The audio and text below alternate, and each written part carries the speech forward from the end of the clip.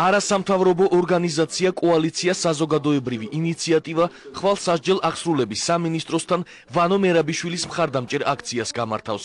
ლოზუნგით დანაშაული არავის შერჩება.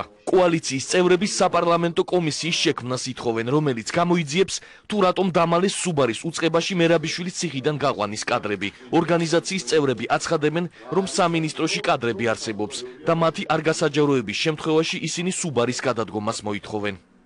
ჩვენ საზოგადოების ნაწილი, სამოქალაქო საზოგადოება ვიწყებთ ამ ფაქტთან დაკავშირებით პროტესტს, რომ მოხდეს იმ კადრების ჩვენება, რომელიც დაადასტურებს რეალურად მოხდა თუ არა ციხიდან ივანე მერაბიშვილის გაყვანა. ჩვენ მოვითხოვთ სოზარ სუბარისგან რეაგირებას, მან საზოგადოებას უთხრა, რომ რამოდენიმე ტერაბაიტი არსებობდა ამ ჩანაწერის და შემდეგ ერთი თვის შემდეგ გვეუბნება, რომ რეალურად არა ტერაბაიტი, არამედ 24 საათში ერთხელ იშლება ეს ჩანაწერები, რაც არის რეალურად სიცრუე და ეს დანაშაული და ამ დანაშაულის დაფარვა არავის არ შერჩება. ჩვენ მოუწოდებთ თითოეულ მოქალაქეს, ვინც იზიარებს ჩვენს პოზიციას, რომ ბატონი სოზარ სუბარმა ჯერ გამომდინარე იქიდან, რომ რამდენი ხანია უკვე გვატყუებს, ჯერ განაცხადა, რომ თურმე 10 დღე ინახებოდა ეს ფირები, შემდეგ მან განაცხადა, რომ ძალიან დიდი მოცულობის არის და დიდი დრო დაჭირდებოდა და მე უეცრად სურპრიზი მოგვიწყდა, გითხრა, რომ 24 საათში